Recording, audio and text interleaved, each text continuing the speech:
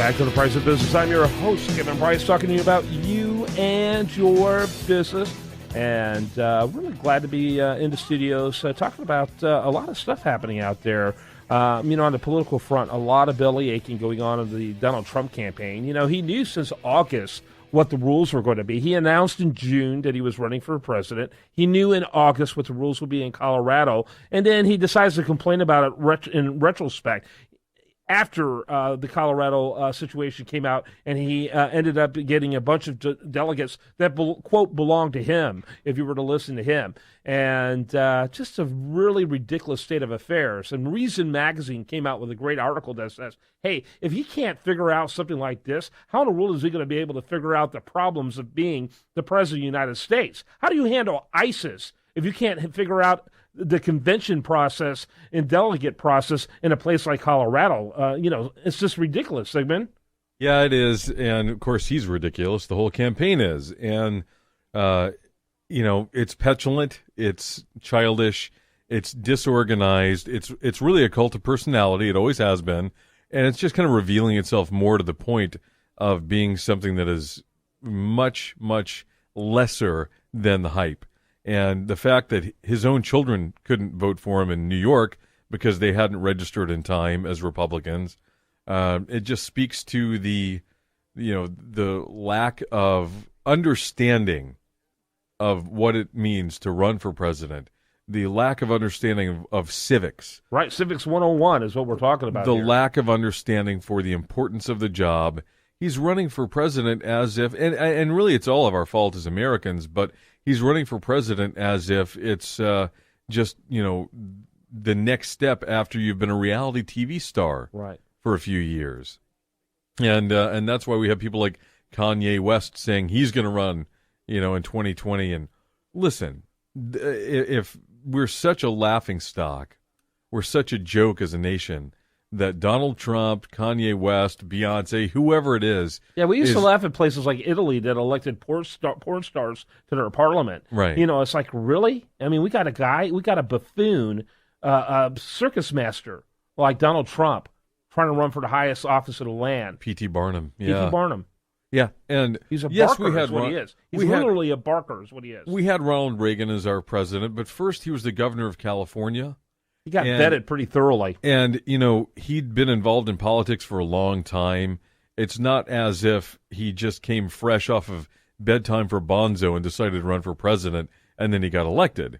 Let's face it, he had a track record of a politician.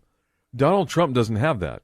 And the fact that it's being hyped by the media that he's the front runner when in reality, and maybe that's true for the delegate count, but in reality, Kevin, he has zero chance of being elected in the general election because his unfavorables are so incredibly high, off the charts, 70% or close to 70% unfavorable ratings. Right. There's not a chance in hell that he would be elected. Which goes back to what I've said a million times in this show, which is there's only two people who support Donald Trump, in my opinion. And that is people who are essentially trolls, troll-type personalities who want Donald Trump to be the nominee in order for the Democrats to win. That's the first group. And the second one are simply morons. I mean, that sounds rather rude. My mom would be shocked to hear me say that. But there's something intellectually deficient somewhere, or incredibly ignorant, or some I don't know how to describe it, but there's something missing in the intellectual faculties of those who would support Donald Trump as the nominee, because it simply doesn't work mathematically. Here's the problem. We just came off of Hope and Change, right, in 2008. And so that's empty kind of pablum as well. Hope and change. Change. To me, well, great. The fact he got reelected just shows you how many people out there have no idea what they're doing. This guy who is overseeing the worst economy after 4 years of being president since the Great Depression, with more people not working who had worked as a group historically in any time since Jimmy Carter.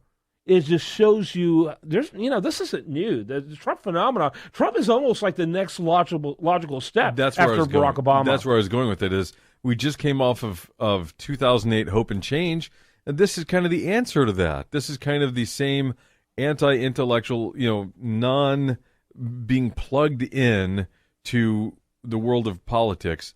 This is the answer to hope and change. This is like, the whole "Make America Great Again." It's an empty slogan, but it's something that people can get behind and feel okay about, feel good about, because who doesn't want to make America great again, Yeah.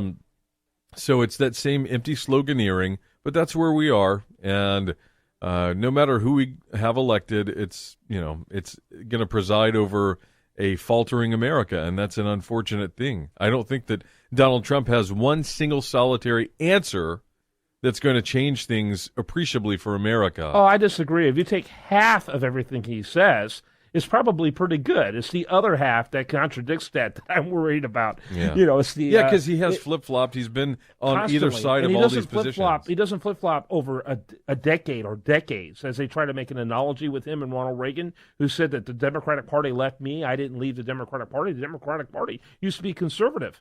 L. Smith was more conservative than Herbert Hoover in 1928. Yeah. He was more free market and limited government. That's why we went into a Great Depression, was because of Herbert Hoover's progressivism. Right. Hoover was a progressive. Right. And so... Who just happened to be a Republican. Right. Yeah. Oh, yeah. Well, so was Theodore Roosevelt, the biggest progressive of the 20th century. Exactly. Who took the land away from the states and made it part of the federal government. He was the biggest government. What is it with Roosevelts? Yeah. They're the biggest government family ever. Forget Kennedy's, forget Clinton's, forget, the Roosevelts, man. They took all the land away from the states and gave it to the federal government.